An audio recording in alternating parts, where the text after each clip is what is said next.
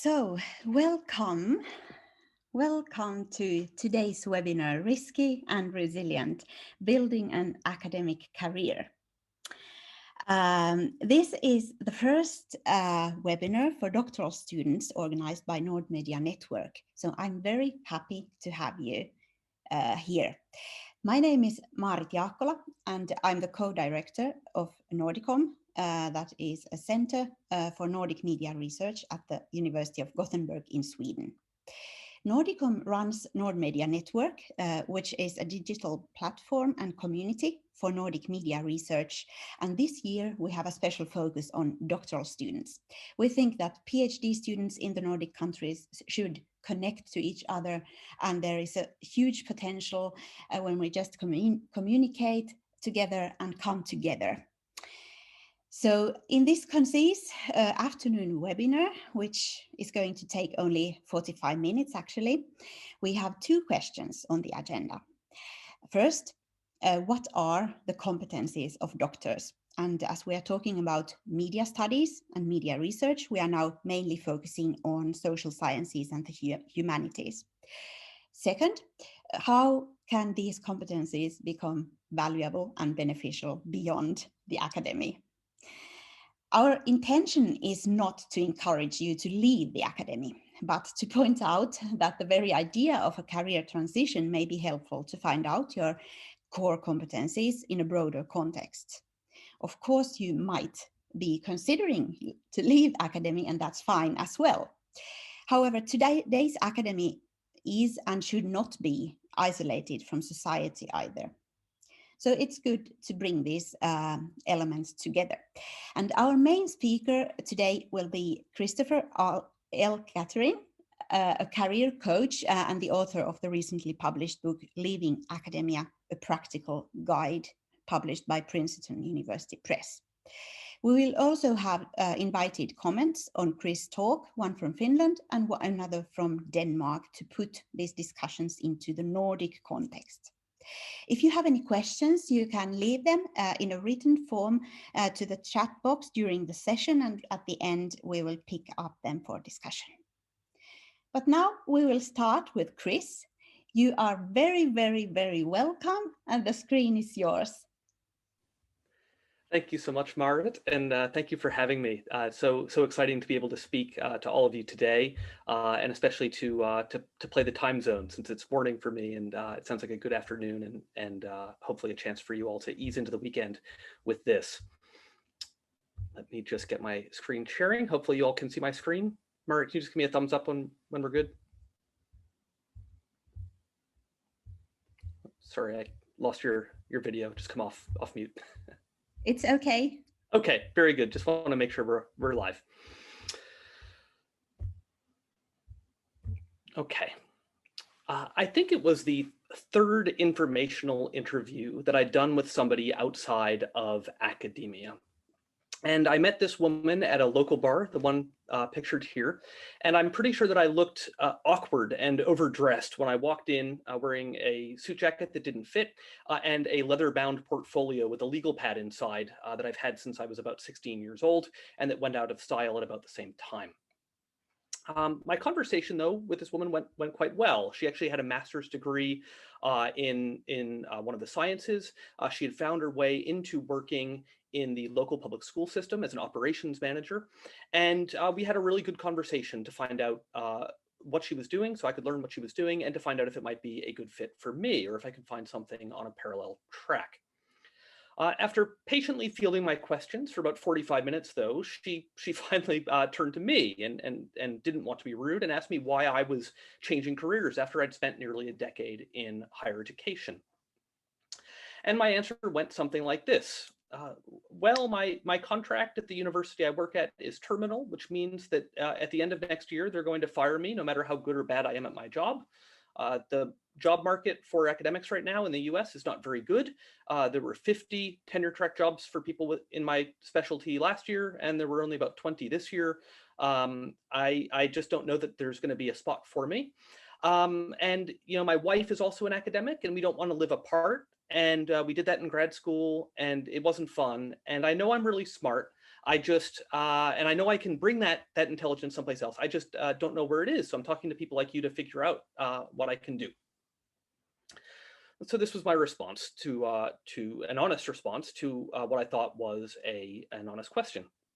The meeting ended pretty quickly after that, and I actually haven't had this woman respond to any of my emails since, including a few where organizations that I was hoping to help, including a nonprofit that could have used her expertise, really needed her to help out after they lost a building to a tornado.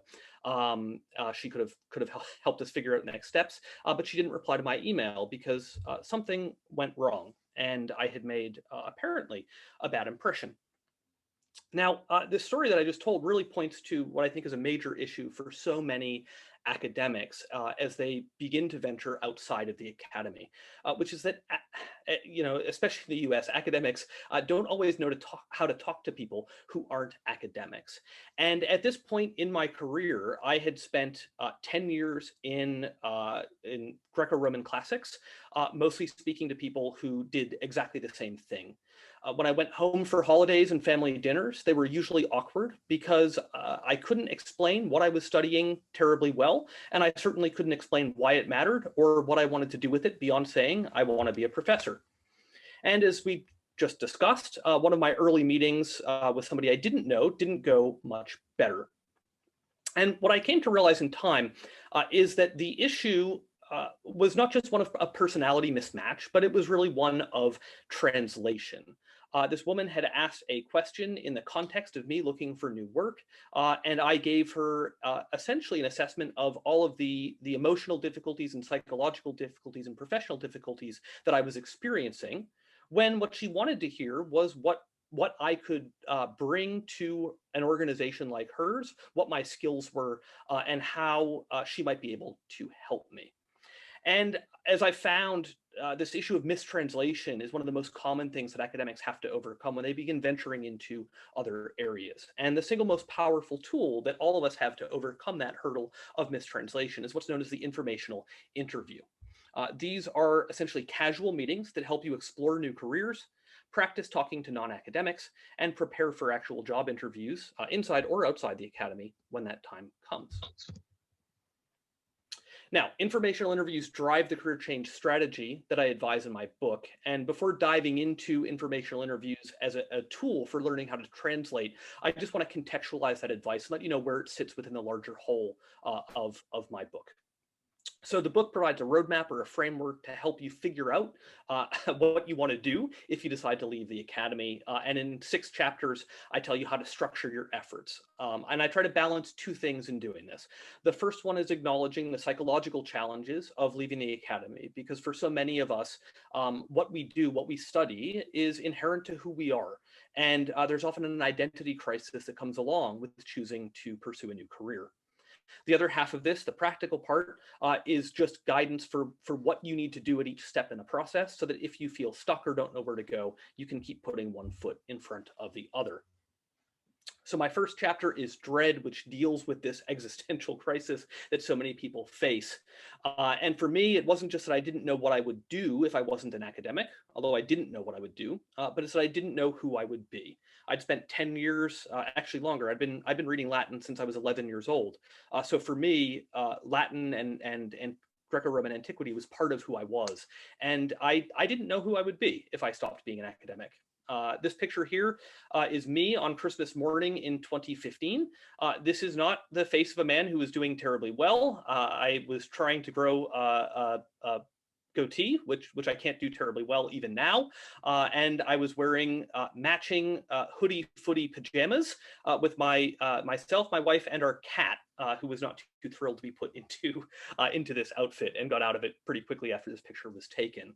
But this is essentially existential dread manifested in one photo from that time. My next chapter, Discern, is really about figuring out what you want out of life. And it describes the practice of discernment, and it provides some big picture parameters for you to consider as you really try to figure out what you want out of life, because you need to have a good sense of what that is before you can begin pursuing a career and make intelligent choices about what's going to make you satisfied and happy or successful. The picture here, and apologies to my Nordic audience, this is a town where my wife was offered a tenure track job in the spring of 2016. This is in the United States, in a rural part of the country. She was offered a tenure track job at a small, very conservative Christian school, where we were told the administration monitored your attendance at church weekly.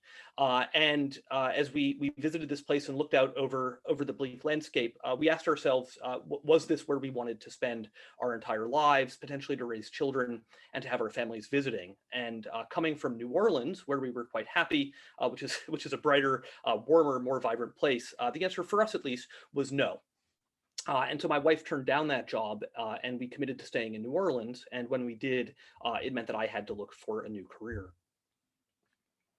Discover, my third chapter, is really about learning what you don't know. And there are a lot of so-called unknown unknowns, which are things that you do not know you don't know, and with careers. And so my chapter on Discover is about learning what you don't know and filling some of those gaps and clearing some of the fog that you might have around what your career could look like. Within this is learning how to talk to non-academics, and this is the chapter where I detail my strategy of informational interviews, which is the topic that we'll come back to in a minute. My next chapter, Decipher, is about taking all of the experiences you have from academia and translating them for a non-academic audience. I treat this at length, and really I put it here because it builds on the lessons that you learn conducting informational interviews, learning what other people do, how they speak, because you need to know that audience in order to deliver a message that actually lands. So I put this after there. Converting a CV, a curriculum vitae, into a resume is just a formalization of that process, and I do treat that at some length and give you some tips for how to do so effectively. Develop is about building new skills. While a lot of academics like to think that they can take what they've learned in the academy and move directly into industry or government or NGOs and apply it without any change, that usually isn't the case. You will need to learn some new things you didn't know, whether it's new technologies, new subject matter.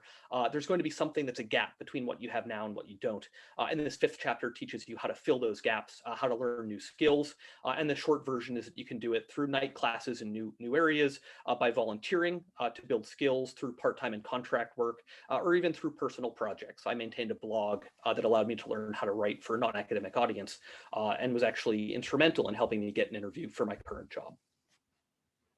My last chapter, Deploy, teaches you how to acclimate to a new work environment. And well, a thing that I've come to realize is that so much of entering a new professional world is there's a culture shock involved. People use a new jargon, they use new language, they have new ways of interacting with one another, new ways of processing information. It often is like being dropped into a new country, and so you need to pay attention and listen and learn that culture if you want to operate in it effectively. And you can't assume that you can just jump in and go and do so without any kind of changes to how you behave relative to how you behave in academia. This picture here is a bad selfie that I took on my first day of orientation in my current job in the hotel room in Houston, in Texas, in the US, where I had my first day. The biggest takeaway of this chapter is just that you need to manage expectations of other people. Some people will be skeptical of academics moving into new sectors. I think this is probably more true in the US than it is in the Nordic countries. But even so, there will be some people who don't believe that what you do has value. And so you can manage their expectations by keeping quiet about your degree in some cases, or proving yourself quietly and diligently, and then only introducing that academic background later once they trust that you can do what they need you to do. So again, we have 6 chapters, Dread to Deploy, and today we are going to be focusing on Discover, and specifically on conducting informational interviews as a way to begin learning how to translate what you do for these new audiences. Getting out there to talk to people, new people that you don't know and with different backgrounds than you have, is really the best thing that you can do to find a career that you like and that is satisfying. It essentially provides the preliminary inputs that you need to learn the language and culture of other working environments, of other sectors. If you decide to leave academia, it is going to help you leave academia. But you can also use informational interviews to find out if you want to stay in academia. At least for me, I went into my graduate program immediately after my undergraduate, and I had never really understood what a professor did day to day, except from the student's vantage point. And so I think that if I had spent more time asking my professors, what does a typical day look like for you? What does a typical semester look like for you? What is your career path really like? What does it mean to go up for tenure? What does that review process look like? If I'd asked those questions, I might have found that I didn't want to be in academia at all a lot sooner. And so I do think that you can use informational interviews and discovery to find out both about whether academia is a career path you want to pursue after all, but also about what else might be out there. So I think it's a both and, as Marit said at the beginning. So coming back to that main topic of informational interviews, we're going to focus on three considerations. What are they? Why are they useful? And how can you start? First off, what are they? Really, they are just casual conversations where you ask somebody about their career, how they got there, what they do. These are not opportunities to ask for a job. If you ask for a job during an informational interview, usually it does not go well, and I say that from experience. It's better viewed as a fact-finding mission. You can learn whether what the person does is something you might enjoy, or conversely, you might learn if it's something you don't want to do, and then you don't need to spend any more time thinking about it. You also, by speaking to them, can begin picking up on the things that they value, how they process information, any jargon that they use, and generally just the problems that they're trying to solve, so that if you decide you want to explore it more, you can communicate your experience more effectively to them. Right? We're all communication specialists here. Audience really does determine message. And until you know your audience, until you know what they value, how they think, how they speak, you won't be able to connect with them. Lastly, they can help you develop new contacts just by helping you meet a lot of people. And at the end of each of these meetings, you can ask somebody, hey, is there anybody else I should talk to? And this is often a way of clearing more of that fog in your knowledge of what the professional world really looks like. Again, why are they useful? Well, they let you explore new jobs and careers you know nothing about. Again, this is about identifying unknown unknowns. One of my favorite examples of this is that my mom is a certified public accountant, which is a licensed accountant in the US. And I've been hearing her talk about what she does my entire life. And yet I didn't actually know what she did day to day until I was exploring new careers. And I said, hey, Mom, what does a normal day actually look like for you? So I thought I knew a lot about this just because I'd heard about it. But when I actually stopped and was honest with myself, I realized that I did not actually know. So really, informational interviews are about exploring new careers, clearing that fog, and dipping your toes into areas that you've never encountered before. And sometimes you find out pretty quickly it's something that you don't want to do, and that's okay. Other times, as in my case, I found out the communications was a good fit for me, not because I knew about it ahead of time, but because I spoke to a lot of people in communications and realized that it was a good fit for my existing skills. Number two, informational interviews let you practice justifying your career change and translating your skills. If you talk to people, they are going to give you valuable information about how they view the world, how they solve problems, what problems they're solving. But they're also usually going to try not to be rude, and they're going to ask you about yourself. And being forced to explain what you do, being forced to explain why you think it might be valuable to them, gets you good at that kind of communication very quick, because it only takes a few awkward conversations before you want to get better so that the next ones aren't quite so painful. Lastly, these informational interviews actually let you prepare for actual job interviews by, again, teaching you that jargon and the values of other sectors.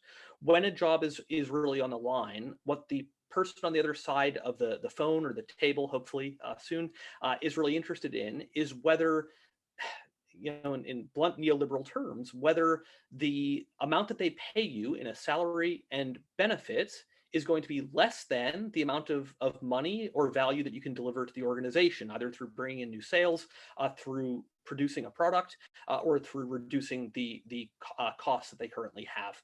And so unless you can show that you can make them more money than they are paying you, that isn't going to work. And you can't do that until you know how they think, what they value, and you can translate your skills effectively. So really, these informational interviews help you get ready for that critical moment when there's actually a job on the line. And by doing it in a low stakes or no stakes environment, it's a little bit easier to handle. So it's a good way to practice.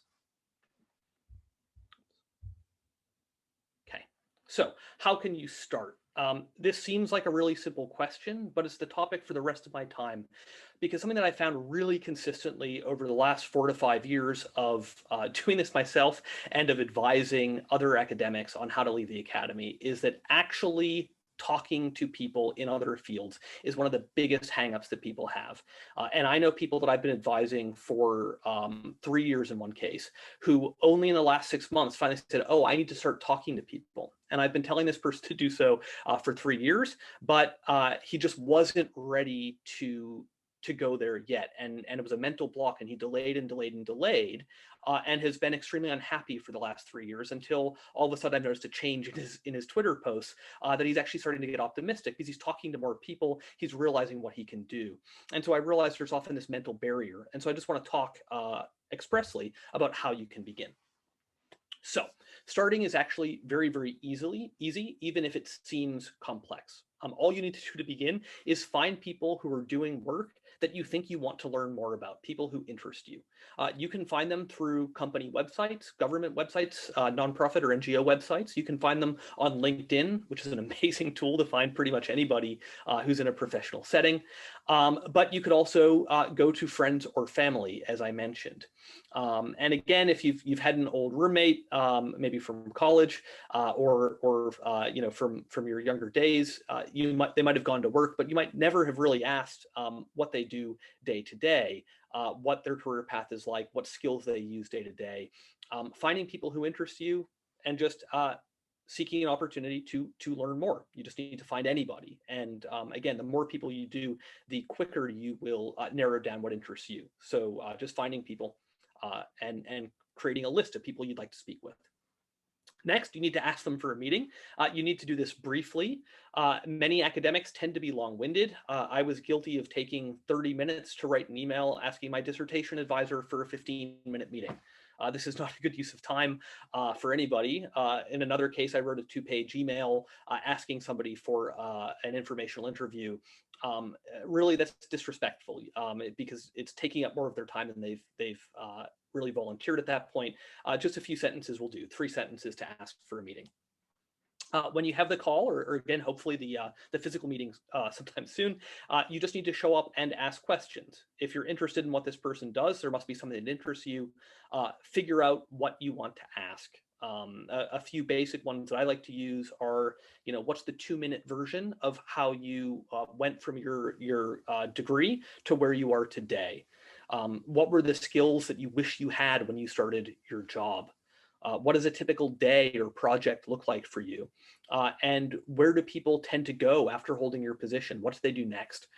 These questions give you a lot of valuable information about whether you might want to do something or not, what skills you need to have and whether you might have them already or need to develop them, and also what the career trajectory could look like if you try to follow in the footsteps of somebody who you meet. Next, you need to not ask for a job. And I'm going to say this multiple times because it's so important.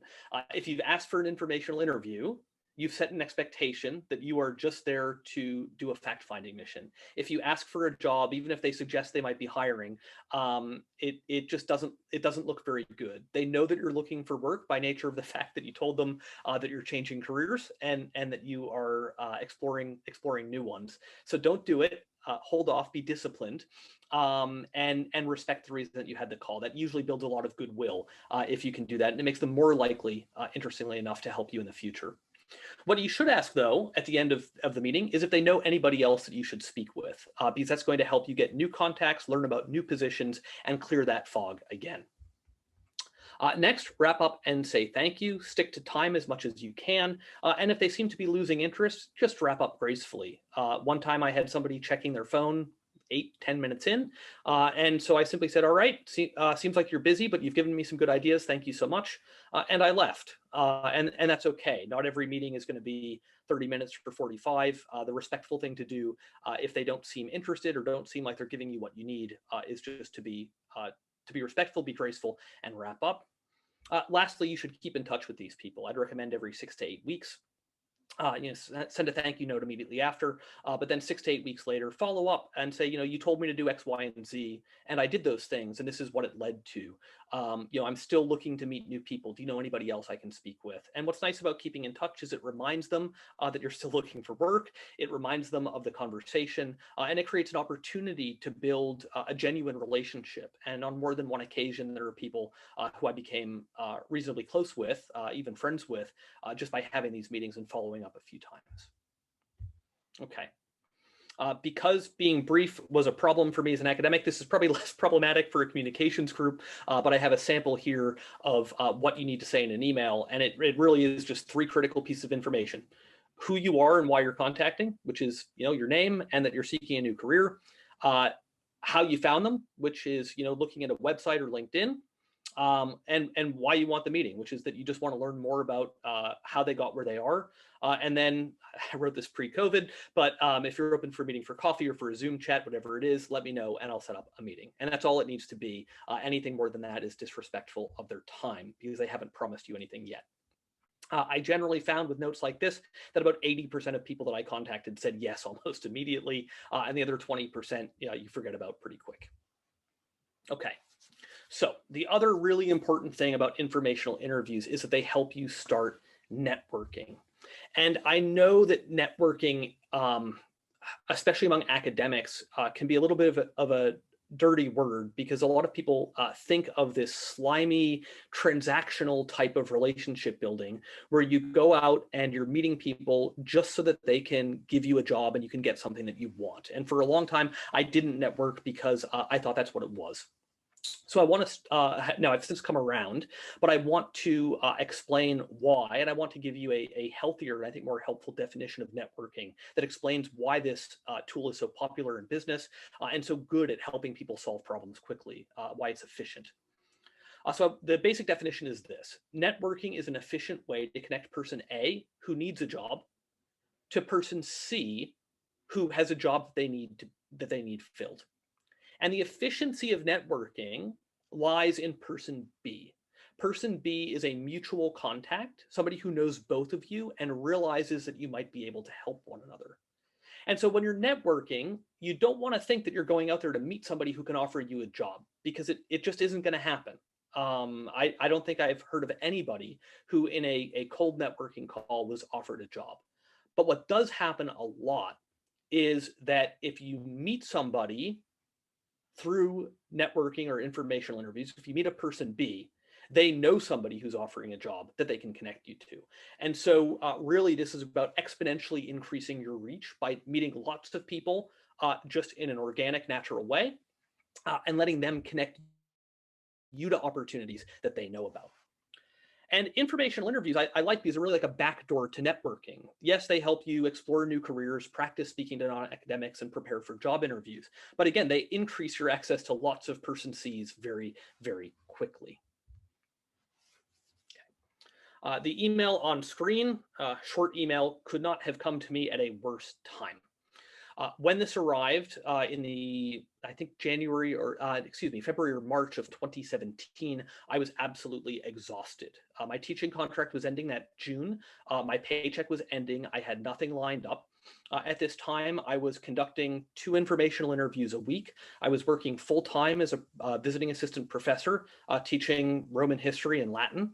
I was working part-time for a friend's business. I had started a blog that I was doing 2,000-word posts on every week somehow. I was taking night classes in business. I was volunteering with 2 different nonprofits. I was doing as many things as I could to build experience. And I was simply exhausted. And I was demoralized about my job opportunities. I was actually in the running for a job as a life insurance salesman, which in the US is a job that they'll give to pretty much anybody. And I tell that story in the book, but it's a predatory type of industry. And when I got this note from Mike, Mike had actually introduced me to 6 other people a month before. And I'd had good conversations with all 6 of them, but none of them had yielded a good person C. That is to say, they were all sort of dead-end person Bs who told me I was doing all the things I should be doing to find a new career. I was framing things the right way, translating my experience the right way, but they didn't have anything else for me. And so when this short note came in to say that there was a 7th person that he forgot to introduce me to, I really considered blowing this meeting off. That is to say, skipping the meeting. And, you know, I was tired. I didn't want to, the last thing I wanted was another phone call in the evening. And I'd also applied for a job with this company, and I'd had a friend from college refer me for that job, and I didn't even get an interview. So I thought that, you know, it probably wouldn't help. Now, I ultimately decided to take the call for 2 reasons. Number one, skipping the call would be disrespectful to my friend Mike. He'd used his influence to get me the call in the first place. And since he spent the time to send the email, I didn't want to insult him by not taking the call. But I also worried that the person that he was introducing me to might be unwilling to help other people in the future if I said no. He'd made himself available. This was a generosity on his part. And so I didn't want him to say no next time if somebody else needed help. So I took the call. It went really well. He had a PhD in Renaissance architecture. And he actually said, oh, well, you know, you should talk to the person who hired me. He's also at this company. He's a managing director. And he actually has 2 master's degrees in classics. So you should talk to him.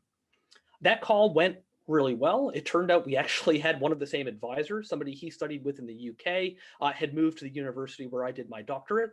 And so we shared an advisor who was tough as nails, which helped to build my credibility as somebody who could put up with tough criticism. And that ended up leading to him giving me a writing exercise. And I did that writing exercise and it went well. And that led to a job interview. And that actually brought me to the job that I hold today. And what's really important about this story is that I never applied for the job that I have. I connected with one person who connected me to another. He screened me in an informal way and then passed me off to his colleagues to be interviewed. And after the second interview phone call that I had, Human Resources sent me an email and said, hey, we're filling out your application for you based on your resume. Can you make sure all of this looks okay? All right. Networking, as the story helps to show, is really, really important for mid-career professionals. I would say that anybody with a PhD or anybody who's completed their doctoral coursework is going to be a mid-career professional. And this isn't just a nice small world story. LinkedIn's research suggests that about 87% of experienced hires in business find work through referral. That means that the vast majority of people know somebody at the company who hands their resume to a colleague rather than simply sending off an application and getting pulled out of the stack. And so since networking is so critical for people to find new jobs, I would say that for academics, especially, informational interviews are too. They're how you begin networking, right? They're a backdoor to networking, and they allow you to build those skills so that you're ready for that critical meeting when it finally shows up. So I know that we are all really, really busy, especially with Zoom meetings and academic work and what little social lives we can have. But I would urge you to please make time for informational interviews, even when you're tired, even when you feel too busy, even when you'd rather be doing something else. Because the simple fact is that you never really know which informational interview could be the meeting with a person B that introduces you to the right person C. And the last thing that you want to do is let that opportunity pass you by when it finally comes. Thank you very much. Thank you so much, Chris. Very inspiring, very practical. What I think that the good thing about this book is that it provides us with a lot of practical advice, including this method of informational interviews. And I like your approach because it's quite holistic. At least in the book, you can see that you are connecting the academic life to family and the whole person. So that's not usually the way how we are talking about academic careers. Now it's time for two invited comments, and at first we will have Mia Kosonen from Finland. In Finland, we have Tohtoriverkosto, which is literally translated Doctors Network. It's a community for Finnish PhDs to support their career paths and develop career skills. It was founded in 2015 as an open network to encourage each other, and since 2020, last year, it's an association. So Mia Kosonen, founder of Tohtoriverkosto, please. Thank you, Marit, and thank you, Christopher, for your great presentation. I was one of the fans of your book from the very beginning. And first, I want to thank you about one of the cleverest and simplest advice I have ever had. You described it in part 3, I think it was discern part, where you stated that we have to frame our departure from the university in positive terms. And I want to now share you an experience in positive terms. About 7 years ago, I was unemployed for almost 20 months. And as you can guess, I was a bit desperate at that time, having left from the university after 10 years and excellent results. But then I got the idea about PhD network or Doctors Network. So I think that's the best result that can ever come out of an unemployment period.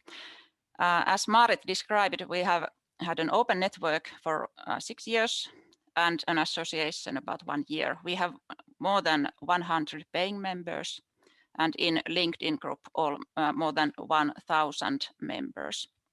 And I could summarize that our typical member is someone who has just completed his or her PhD and is considering the options, not exactly leaving from the university, but trying to set to different tracks, not just the one, but considering the options.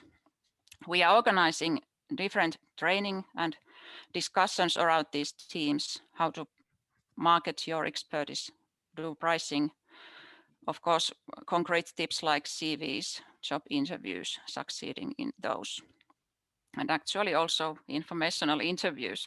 Thank you, Christopher, for giving the presentation about this important issue. Our network is not just for PhDs. So if you are a doctoral student, please join us. We also have career coaches, freelancers, self-employed experts. About 25% of our members are actually doctoral students, so you are welcome. The only condition is that you'll have to understand Finnish, because we made the conscious decision to limit that to our native language, so it's a bit easier to share experiences and learn new stuff.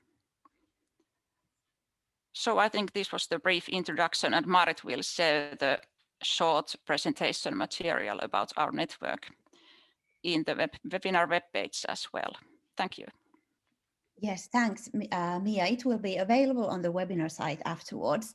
And I want to add that when it comes to the Nordic countries, there are many Facebook groups for especially female scholars, where you can encourage and support each other in all Nordic countries, I think, both in English, both in national languages. If you have information about these kinds of often informal networks, you may share the links in the chat box. Then thank you, Mia, and we go on. We have Ankuza Tartsa from Denmark. She has a PhD in media and communications from the University of Copenhagen, and she's currently working as a communication and change manager at Maersk. So the screen is yours, Ankuza. Yes, thank you, Marit. I hope you can hear me. Thank you, Chris, so much for this presentation, and I look forward to reading your book. I wish that your book was available back at the time when I finished my PhD and I had to make a career choice. That was back in 2014. I was actually pregnant when in the last month when I delivered my PhD dissertation and I defended. And then I had a year of maternity leave and a year to figure out what I'm going to do next. Well, there was one option to apply for a postdoc, which I actually did, but it was a time where the government had actually cut a lot into the humanities. So all of that part, everyone I talked to, my supervisors were quite reserved about the chances of actually pursuing a career in humanities. And at the same time, it was communication that's my field. And everyone around me was advising me to go and search for a career opportunity outside of academia.